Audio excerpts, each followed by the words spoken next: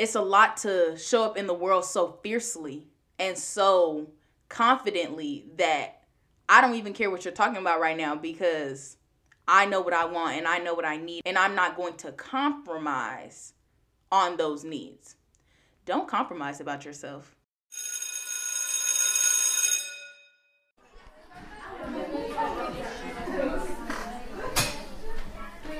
Happy Valentine's Day!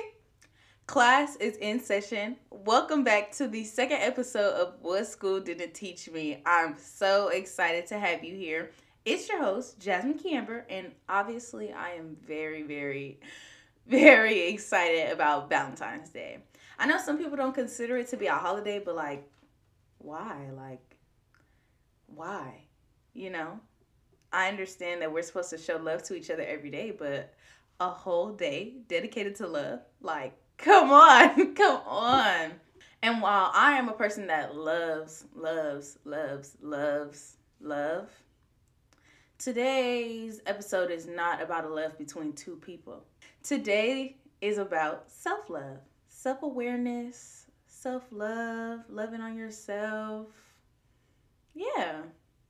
And so I wanted to start off with a quote or a tweet that I read. You know, we're talking about self-love. We're not necessarily talking about self-esteem or insecurity. I still feel like this is just a mwah quote. Like, I literally have this quote pinned. It says that insecurity steals your youth and your potential if you let it. Embrace yourself and all of your flaws. And I don't know about anybody else in the room, but it took me a very, very long time to love myself loudly. It took me a long time to accept myself and all of my flaws, all of my strengths and my weaknesses. It took me a long time to give myself credit for what I bring into this world. And it took me a long time to even acknowledge the light that I have and that I absorb. And so I felt like it was really, really, really important for me to talk about this or have this episode, because I know, at least for me, when I say it took me a long time, I mean, it took me a long time. And once again, that's why I show up in the world the way that I do. Because at this day and age, really nobody can tell me anything. And it's so funny because younger me, really everything I do is for younger me. Everything that I do, the way I show up in this world, is a dedication to who I was when I was younger and who I wanted to be when I was younger. So middle school me would be is currently in the background hyping me up all the time. Every time that I accept a compliment, or every time that I give myself a compliment in the mirror, or every time I dance like nobody's watching, middle school me is really just back there cheering. So yeah, I felt like it was very important for me to speak about this topic and have this episode, because for anybody else struggling, not necessarily struggling to love themselves, not necessarily struggling with self-love, but for anybody who feels like they need a little extra love, who maybe needs some tips on where to start as it relates to showing up for yourself, you're in the right place. Sit next to me, right here, next to me. And so I want to hop right into it and say, now that I have read that quote, I want to say this. You are worthy of love at any stage. It doesn't matter where you are in this life. It doesn't matter if you have a job or you don't have a job. It doesn't matter if you have money or you don't have money. It doesn't matter if you're in school or not in school. You are worthy of love. If you have it all together or if you don't have it all together, you are worthy of love. I know, at least for me and for a lot of people, it's I can be happy when I have this. I can be happy when I make this much money, when I can travel to these places, when I get a boo thing. I can be happy when. And the truth of the matter is, if that's how we're thinking about life, then we are always going to be searching for something to make us happy. We're always going to be searching for something outside of ourselves to make us happy, instead of accepting and loving ourselves for where we are now. And so from one person who had to learn to another, from one classmate to another, you are worthy of love. You are so, so, so worthy of love. I can't say it enough. Like, it makes me full just saying it. And I hope that you feel it. Like, I hope by the end of this episode, you walk away like, yeah, and I love myself. Like that I'm just so excited. So yeah, you are worthy of love. In today's hustle culture, we are conditioned to think that we always have to be on go. We are taught to always think about the next step, to never rest and always be on grind. And that can really affect the way we see ourselves. Because even for me, sometimes I'm like, dang, I wish I was this. I wish I was that. I wish I was skinnier. I wish I made more money. It's like all of these conditions, and that can affect how we show ourselves love. Yeah, no, you are worthy. And even if you don't make the amount of money that you want to, even if you're not the happiest person, even if your mental is not where you want it to be, you are worthy of love. So, how do we show ourselves love? We're talking about self-love, but how we gonna get there? Like, and we're talking about the destination, but let's talk about the journey. First thing that I'll say is that it's not easy. Like, y'all, there was a point in time where I literally couldn't look at myself in the mirror. Like, even when I brushed my teeth, I would like do other stuff. Like, I would look everywhere but the mirror. And now, many, many, many years later, I can't pass up a mirror. I can't pass up anything that has a reflection without stopping and admiring myself. I can't. If we're in public and you know the little security things that everybody takes pictures in, yeah, I'm dancing in those. Yeah. I'm hoping that security sees me because I'm giving them a show in the Walmart aisle between the soap and the toothpaste. Yeah, definitely. Definitely. And so a lot of people, when it comes to kind of easing into self-love or showing yourself love, they say fake it till you make it. And let me say that that's not real. It's real. It's a good way to ease into the love, but the love is already in you. I believe that if you can show love to other people, you can show love to yourself. And that's just point blank period. It might be hard because as individuals, we see our own flaws. We see our own weaknesses. And while somebody else may be looking at us like, wow, they're perfect, we see our own insecurities. You know, we have our own things going on. But the love is already in you. And all you have to do is pull it out. All you have to do is knock on the door and wait for it to open up. And when it opens up, I mean, it's going to burst out the door. It's going to be like, you was looking for me? Here I am. All this love that you was hiding away? Here I am. And so back to it not being easy, because again, we talk about the destination, but let's talk about the journey. And so I will say it's not easy to constantly uplift yourself or speak positively over your life when in our eyes, there are so many things that we could do better about. You know, there are so many things that we could work on, but you have to change your narrative. And so there are a couple ways that I like to do this, or there are a couple of ways that I like to uplift myself when I'm feeling a little down, or when I catch myself being a little too hard on myself. There are a couple of ways where I like to keep myself in check or ground myself or check in with myself. And so the first way that I like to do this is through affirmations.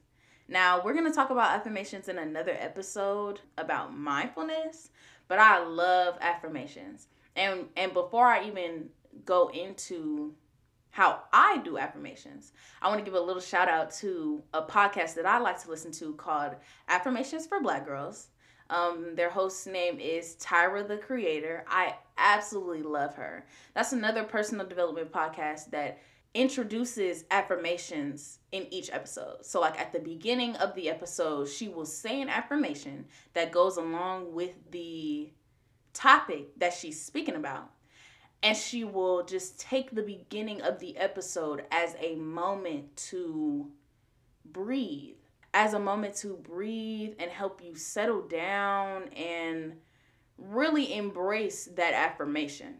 And y'all, when I was listening to that podcast religiously, if you like What School Didn't Teach Me, go listen to Affirmations for Black Girls, because that podcast grounded me every morning. Last year was so hard for me, and that podcast really came through in the midnight hour, like giving me the tools that I felt like I needed to show myself love for that day. Because you best believe, if she said I'm going to give myself grace for the day, that's all I was doing the whole week. That's all I was doing. And so affirmations are pretty simple. There's a couple of different ways that you can do them.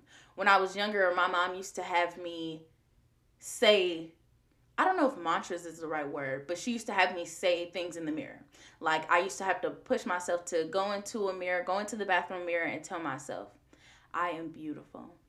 I am beautiful. I am beautiful. And it can be so uncomfortable to say it when you don't believe it. It can be uncomfortable to say it when you feel like you don't deserve it, but you do. You do deserve it, and you are what you speak over your life.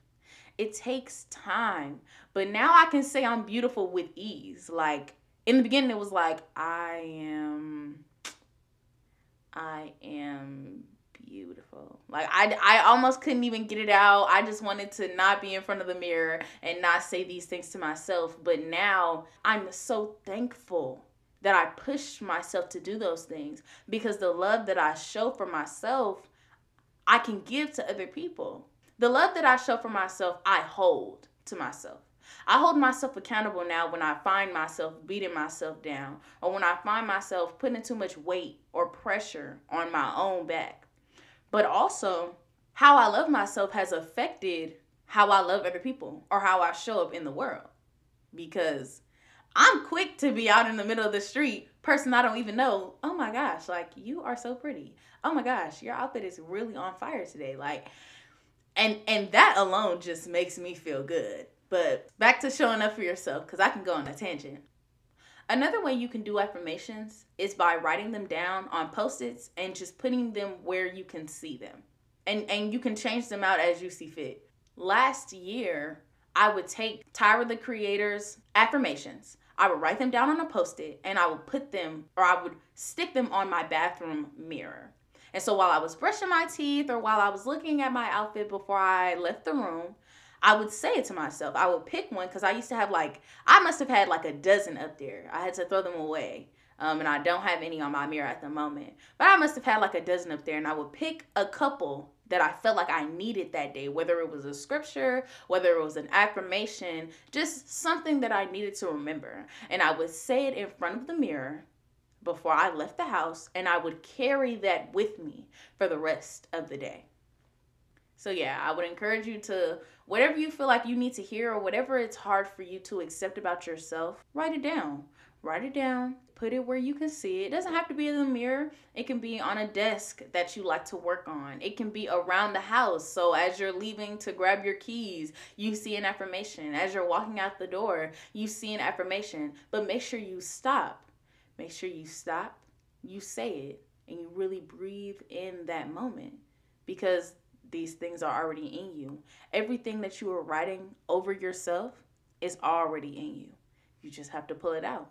Even if you need to have them in your phone. Oh, and that's a good thing too. We have the reminders on our phone to put an affirmation in a reminder. And so at a certain hour of the day, you are alerted or reminded with an affirmation that you have to say right at that moment to speak life over yourself. And my advice would just be to continue to recite them when you feel tense, or when you feel anxious, or when you need a little extra boost. And again, it's not easy. It's easier said than done, because the journey to self-love is not easy. It takes a lot of time. But trust me when I say, you will thank yourself. You will be so thankful that you put in the work to pour into you. All right, so we talked about affirmations, but now I want to talk to you about another way that I like to change my narrative, or I like to keep myself grounded. Journaling. What I notice is, and it's not a bad thing, I think it's a very beautiful thing, is that mental awareness and mental health is a trend now. and not a trend. You know, a lot of time we associate the word trend and it's like, ew. But I think this is a beautiful thing. I believe that more people need to be aware of their mental status, of their mental state, and of what they need to get to a stable position in their mind. And so now more than ever, it's so easy to find journal prompts or different ways to journal. And let me start by saying it's no right way to journal. But what journaling does is it takes all of the words that's in your brain and it puts them on paper. So now you have transferred them from your brain into a tangible piece of paper or into a tangible thing that you can now read, dissect, and it helps you figure out why am I thinking so hard? What's really on my mind? There is a being able to express yourself is a skill. It is a skill that takes time and practice. And journaling is one of the best ways to start. So don't suppress your ideas or your feelings. The art of journaling, or the great thing about journaling, is that nobody's going to read it. You're talking to yourself. And that's what I had to teach myself. I had to teach myself when I was journaling that I'm not writing for anybody. So I don't have to spell words correctly. It doesn't have to be grammatically correct. My handwriting doesn't need to be beautiful. I'm not writing for anybody. I'm writing for me. And as fast as the words can leave my brain, I'm writing them down. So I mean, I have notes or I have journal prompts that are dang near chicken scratch because my brain is going so fast and I'm just writing with my brain. But I can read it. I can read it and I know exactly what I'm trying to say. I know exactly what I'm telling myself. And so what I used to do is I didn't feel like I had time in the morning to journal. Because to be frank, journaling doesn't take long, or it doesn't have to take long. But I didn't feel like I had time in the morning to do it because I would wake up. And as soon as I would wake up, I would be on go because I have to go to class. And so I had a class that we didn't necessarily have to be super attentive in. And so while I was listening to the lecture, I was journaling during the lecture. And it maybe took me 5 to 10 minutes. And that was voluntary. That was just upon the wake up, these are the things that are on my mind.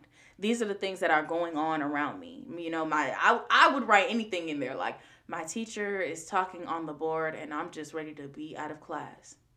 Also, today's Monday and we're having red beans and rice and fried chicken. I love red beans and rice and fried chicken. You know what else I love? It's just a way to talk to myself. It's so important to talk to yourself. I'm on the mock trial team, and so a lot of my teammates, or recently my teammates, made a joke about how often I talk to myself. But I just feel like I love talking to myself. I feel like it's the best way for me to dissect and digest my thoughts and ideas so that when it's time for me to express them to other people, I know what I'm trying to say. I know what I'm trying to get out, and I know how to articulate what I'm really feeling. And so I don't think I touched on this enough before, but journaling doesn't have to take long. I own a gratitude journal, and it's a 5-minute gratitude journal, and it literally only takes me like 2-3 minutes to do it. And it'll give me small prompts like, I'm excited for this day because.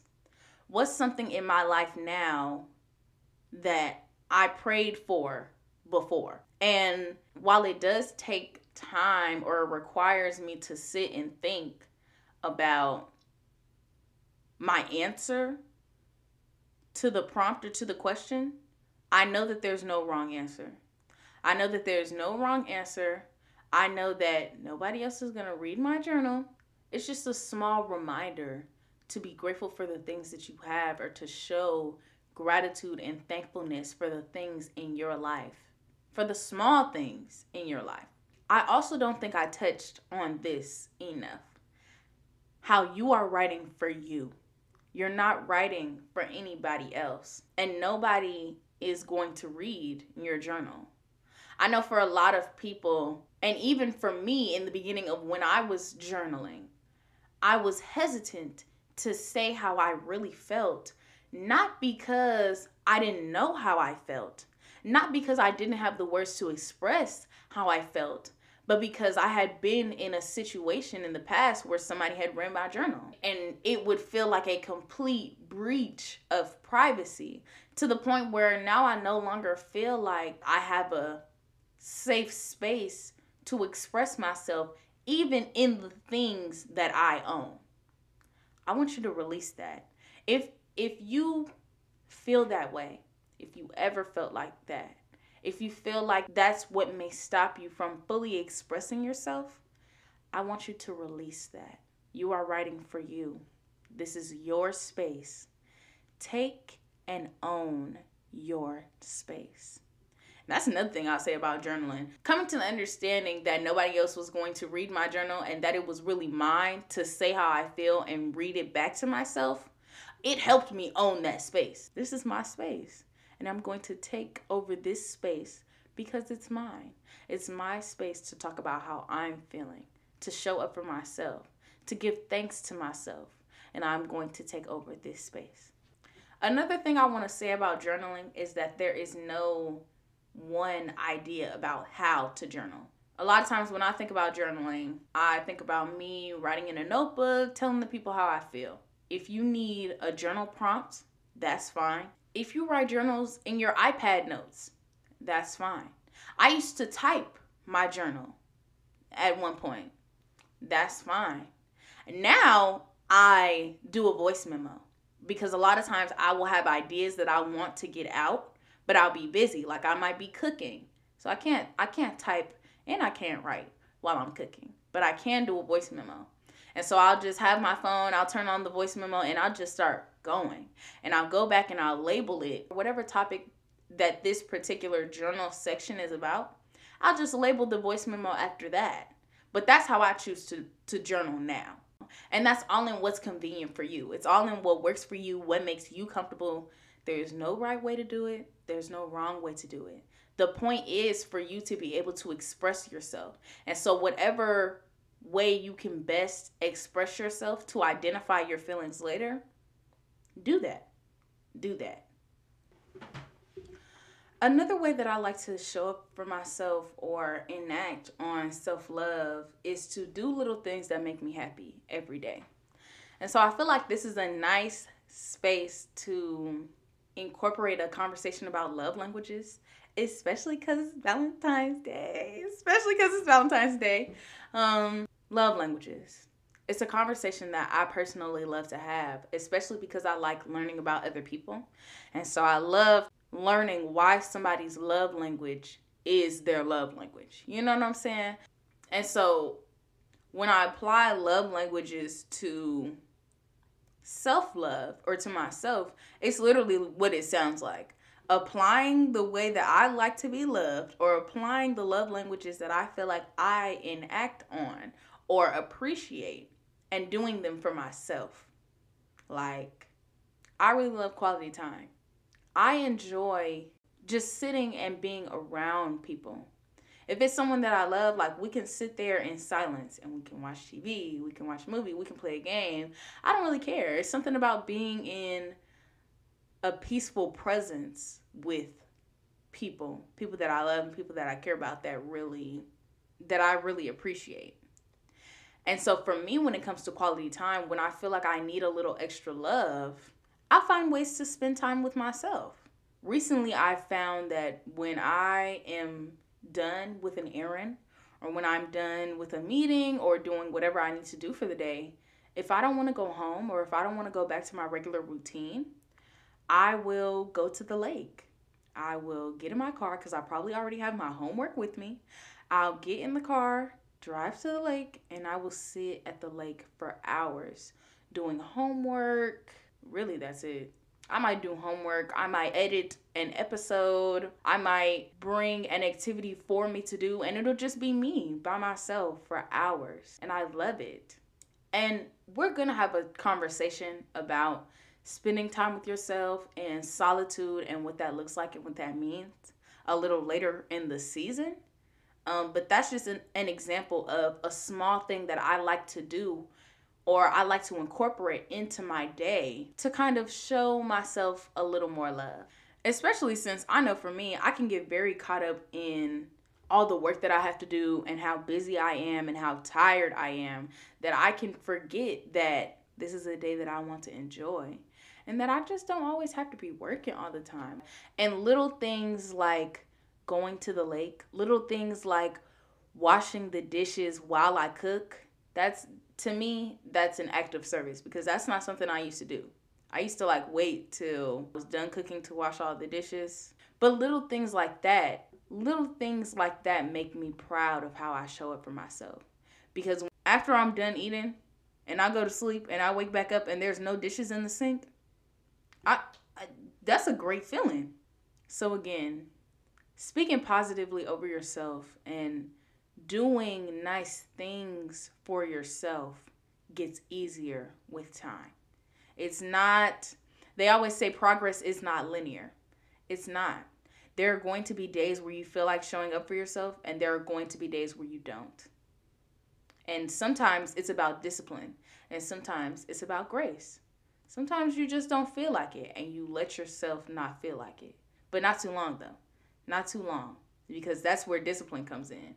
Discipline is about doing the things that we don't want to do because we know how they'll benefit us later. And I know a big part in it is believing that we deserve better. So again, validation time. Let me tell you, you deserve better. You deserve more. You deserve better. You deserve love at whatever stage of life that you're in. You just deserve. You deserve great and beautiful things. And I pray that you are able to give them to yourself because it's a beautiful thing and it's a peaceful thing when you are able to love and validate yourself. Granted, this is something I'm still working on. It just took me years to get where I am today, and I feel like I'm at a really great spot as it relates to self-love, showing myself compassion, and showing up for myself. And I want that for everybody. But don't be fooled. I'm not a guru. I am not an expert. I am still learning how to show up for myself. And I know, at least for me, sometimes that can look like saying no and giving myself time to rest and not having so many things on my plate to do. That can also go towards self-love, but that's a boundaries thing as well. Actually, now that I think about it, that's not too far off from self-love. So that kind of brings me into my next point about showing yourself compassion. If you listen to the last episode about the mom friend, we talked about showing yourself grace as it relates to not being able to fix every problem, not always being the listening ear, and understanding or acknowledging when you don't have the mental capacity to be there for people. That requires you to show yourself compassion. That requires you to show yourself grace, that you don't have to be a superhero. You don't have to do everything. You don't have to know everything. It's okay to relax. It's okay to take a break. That is something that I had to learn, baby. That is something that I had to learn because I was the queen at overworking myself. I don't know if it necessarily aligns with the term overachieving, but I know that I used to overwork myself. My freshman year, I don't think I mentioned this before. My freshman year, I was running around campus like a chicken with my head cut off because I knew that I wanted to be active on my college campus. And so when I would tell people that my day did not end until 11:59, I meant it. Like, I didn't get back to my room until 11 p.m. because I was just doing everything. I just was doing a lot. I just was doing a lot. And it would leave me so tired. And then I had to learn, I had to learn how to choose. Like, I had to learn how to take things off of my plate because I just couldn't live my life that way. But then I also had to learn how to give myself grace. You don't have to do everything. You don't have to take on every responsibility. If you can't do this, if you can't do that, it's okay. And being able to say, I can't do this is a lot. It's heavy. It's heavy admitting to yourself, I can't do this. Whether I literally physically can't, like I don't know how, or I'm not willing to learn how, or my schedule and time does not permit me to do this. It's okay. Don't put so much pressure on yourself. Like, what do you really get out of all the stress that you put on yourself? Show yourself some love. Show yourself some compassion. And forgive yourself for even thinking that you need to do everything to be loved or to deserve love. I'm going to end this episode with this. Treat yourself like you would treat the love of your life. I saw a TikTok where a girl's therapist told her that, to treat herself like she was the love of her life. And boy, oh boy, oh boy, people usually say, treat yourself like you would a friend. That's good. That's good. But treat yourself like you are the love of your life. Because you should be. Like, there should be nobody that comes before you except the Lord. For me, it's the Lord. Everybody has a different religion, spiritual relationship, or denomination. So the Lord, your higher being, whoever it is that you feel like you answer to, it should be them, and then it's you. Like, there should be nobody above you. So again, treat yourself like you are the love of your life. I don't know about y'all, but for me, when I love somebody, I'm gonna do the most. I just am. If I ain't got nothing, I'm gonna still do the most. If I have nothing else, I'm still going to do the most. And I had to learn, or I'm learning how to do the most and go the extra mile for myself. And at least for me, I know that looks like not settling. A lot of times I may ask for something, and because I don't really want to ask for something, I'll settle for whatever they give me, or I'll settle for a variation of what I asked for. But the truth is, I asked for what I asked for. And if I had a boo thing and he asked for no pickles on his sandwich and they put pickles on his sandwich, oh, I'm going back to the register, because don't just take the pickles off the sandwich, bring him another sandwich. That's how I have to act about me. That's how I act about myself now. And I'm still working on it, because self-advocacy, woo, right? Like, that's a lot. It's a lot to show up in the world so fiercely and so confidently that I don't even care what you're talking about right now, because I know what I want and I know what I need, and I'm not going to compromise on those needs. Don't compromise about yourself, okay? Don't do it. Don't do it. Show up for yourself like you would show up for somebody you loved. You wouldn't let anybody play with somebody you love. Don't play about yourself. Don't play about yourself. Show up in this world like you are the love of your life. That was all I had for this episode. Happy Valentine's Day. Happy Valentine's Day. And actually, if you've made it to the end of the episode, I want you to send a message to the What School Didn't Teach Me Instagram and let us know what you're doing for Valentine's Day. What are you doing for yourself for Valentine's Day? What are you doing with your boo thing for Valentine's Day? I want to know. I love love.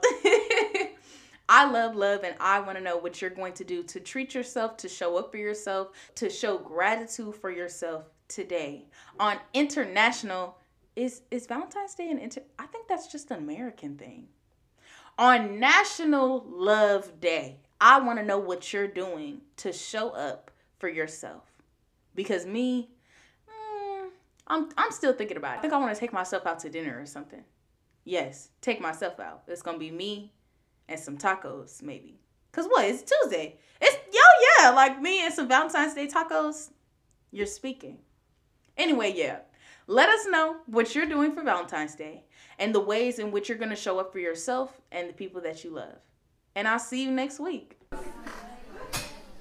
Thank you so much for tuning in to today's episode. Remember, this is meant to be a conversation. So as much as I talk to you, I would love for y'all to talk back to me. Message us on Instagram and Twitter at WSDTM Pod. Or send us an email at whatschooldidn'tteachme@gmail.com. Better yet, send this episode to a friend and start the conversation there. And let's see what we can learn from each other.